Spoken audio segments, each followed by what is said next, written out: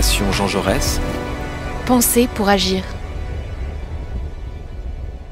The invasion of Ukraine by the Russian Federation last year has completely overhauled the geopolitical situation on the European continent. Yet one thing has not changed. Europe remains deeply divided over Kosovo's independence, proclaimed 15 years ago after war ended by a Western intervention. 5 member states of the European Union refused to recognize Kosovo's independence, together with Serbia, Russia, China, and others. 4 of them are NATO members: Greece, Romania, Slovakia, and Spain. Before the war in Ukraine, the dispute between Kosovo and Serbia and the lack of unity in the Western world was seen as a localized issue with regional implications. But since the war broke out, voices are heard that it should be seen as a major challenge to European security and the Western liberal order. To discuss this topic today, we are with Edward Joseph. Edward, you are former US deputy head of the OSCE mission in Kosovo. You have spent plenty of time in the Western Balkans. You have a very presence there, and you are now senior fellow at the Johns Hopkins School of Advanced International Studies in the United States. I am Florent Marciacq, director of the Observatory des Balkans à la Fondation Jean-Jaurès. Hi, Edward. Hello there, Florent. Great to be with you. Great to be with you. Thank you. Thank you. Edward, you have just published an influential article on the Kosovo-Serbia dispute in the Science Review of International Affairs.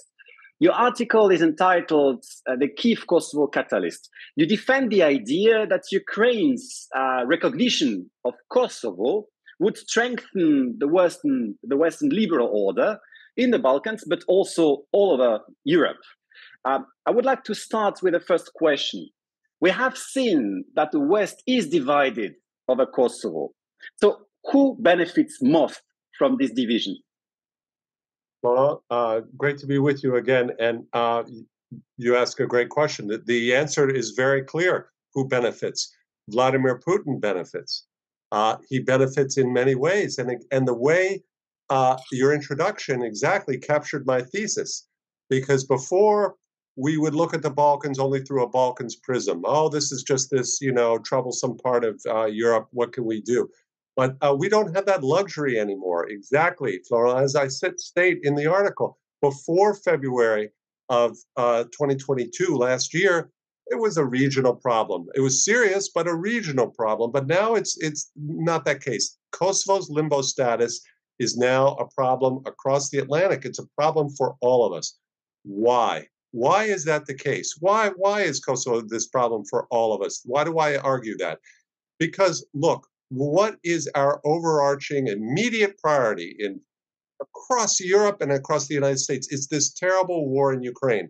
We can't focus on issues like climate change because we're preoccupied with this terrible war. It's battering not just the Ukrainian people, savaging them, destroying, killing many, wounding many. It's savaging our economies and global economies. That's our immediate priority. And so, and actually, Florent, we have a strategy. We have a strategy to deal with that. It's basically to isolate Vladimir Putin. That's what these sanctions are about. And that's basically what we do when we provide weapons. It's to isolate and increase pressure on Russia so that in the end, there'll be a negotiation. But what kind of a negotiation? Just a Yalta type negotiation where we split down the middle and say, well, what can you do? He has nuclear weapons. No, that's not what we're trying for, of course. We want, and this is the key word, we want a solution along the European order, the Western democratic order. And that's something, Florent, people use that term all the time. And they say Putin's aggression threatens the European order. But what does it mean to have an order? It means, look, this is not just some unique case in Ukraine of 2 people who have very particular, we have these particular divisions. We have these similar ethno-national, ethno-territorial, ethno-historical claims across Europe. What does Putin do? his strategy is to divide Europe within itself and divide Europe from the United States. That's his strategy. That's the game. And this is what is at stake in Ukraine. These ethno-historical claims and things in Crimea and Russian speakers, and Putin wants to solve it along his terms. What are his terms? What's the Russian order? The Russian order is raw power, sphere of influence, either subversion or hard ethno-national partition. And when we say this war and this Russian aggression threatens the European order, this is what we mean. We mean that the approach to these type of problems, which exist across Europe, but and particularly in the Balkans, there's only two ways to do it. You can either do it Putin's way, which is, as I said, raw power, subversion, or ethno-territorial partition, or you do it along the European way and the European order, which is democratic. We discuss, we have dialogue, we have minority rights, human rights. We discuss and make, and we don't use just aggression and raw power. Small countries have their rights too. That's the European order. That's what the EU and that's what NATO stand for. And so when we say order, Florent, it by definition means consistency. We cannot have one order, here in Ukraine or in Western Europe, but in the Balkans we'll have a different order. And here, Florent, we come to Kosovo, because Kosovo is this challenge. The challenge of Kosovo is it exists. This is the reality. Kosovo exists. It exists as a sovereign state. It's independent. It cannot revert back to Serbia. And this is the second point. Not only does it exists as a result of Western intervention.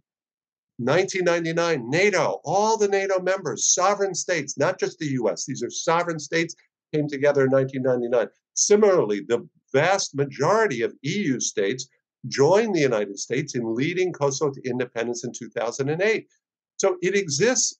We're confronted with the Kosovo question, and it's unavoidable. And again, there's only two ways to deal with it. Either along Putin's order or along the European order. That's the argument I make, Florent. And the only approach and the only reason it has not been resolved by a dialogue is because of these divisions in Europe, which we can discuss.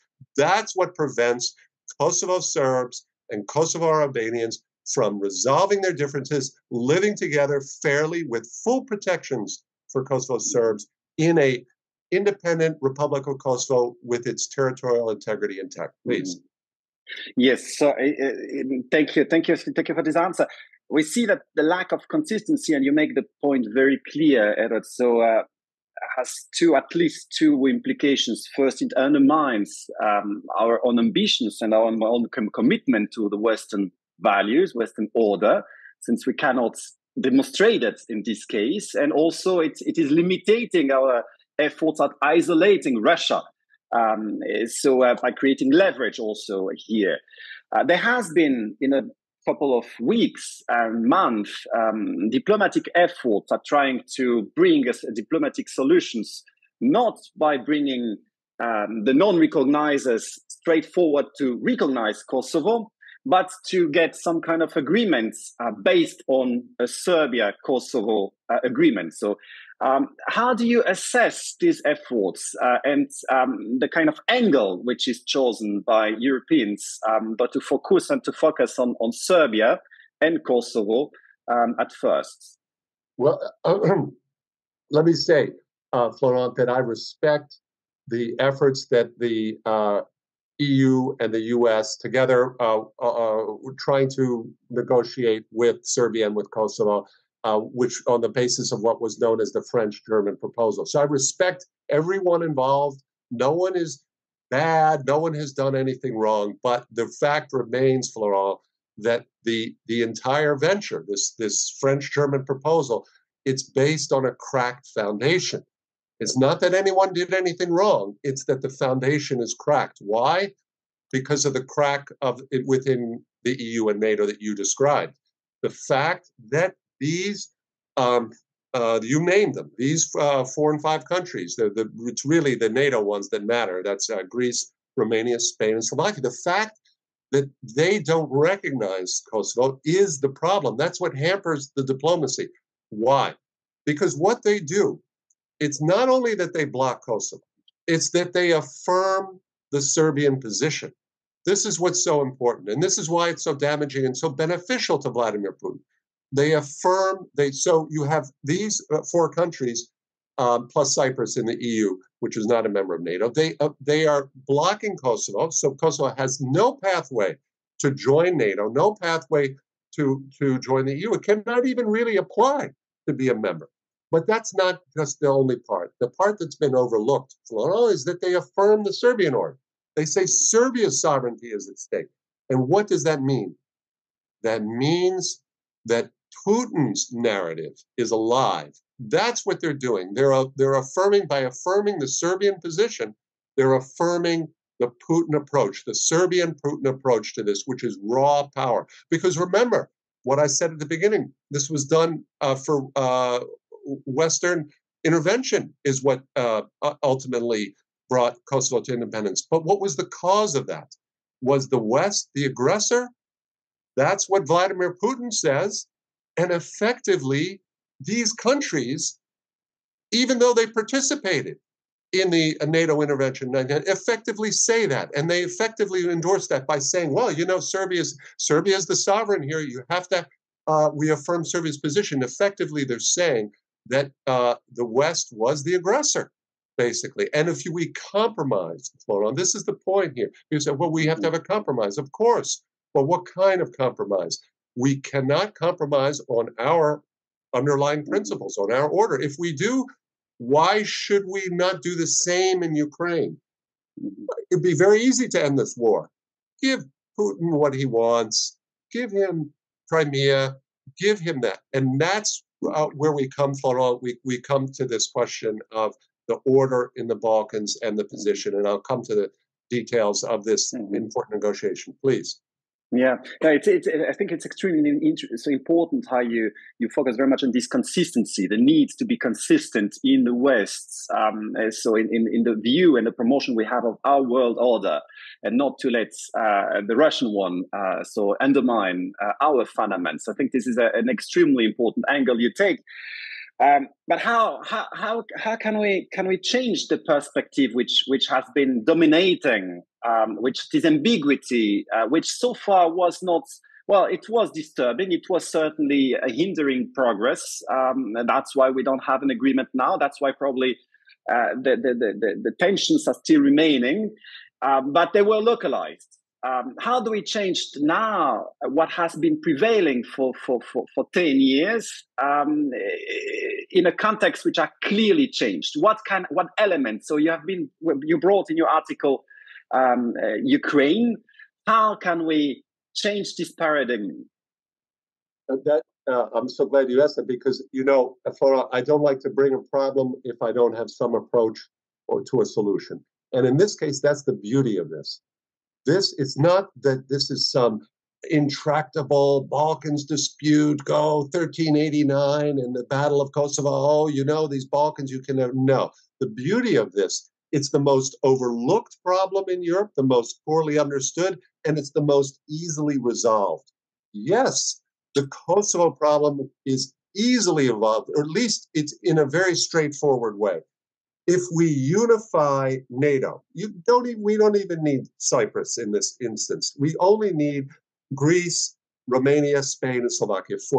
If we unify them, if they have a consistent position with NATO, this problem is, here's the key word, resolved. It's finished. The Balkans are finished.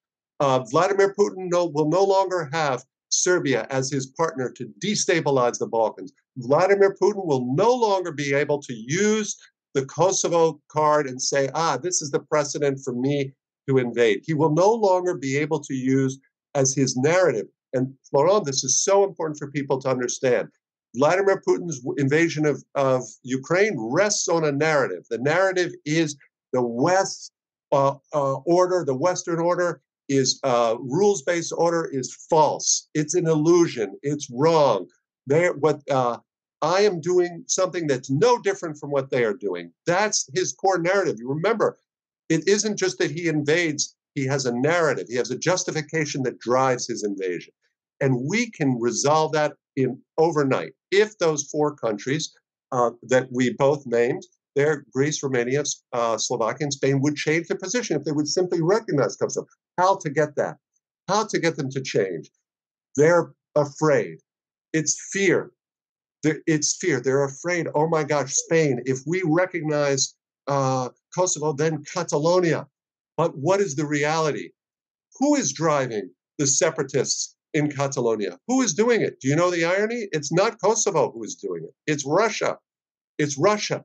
It's Serbia's partner, Russia, that's doing that. And Serbia is doing the same in the Balkans. Serbia is subverting the independence, the sovereignty, integrity of its neighbors, of three of its four neighbors. Serbia brings in Wagner Group.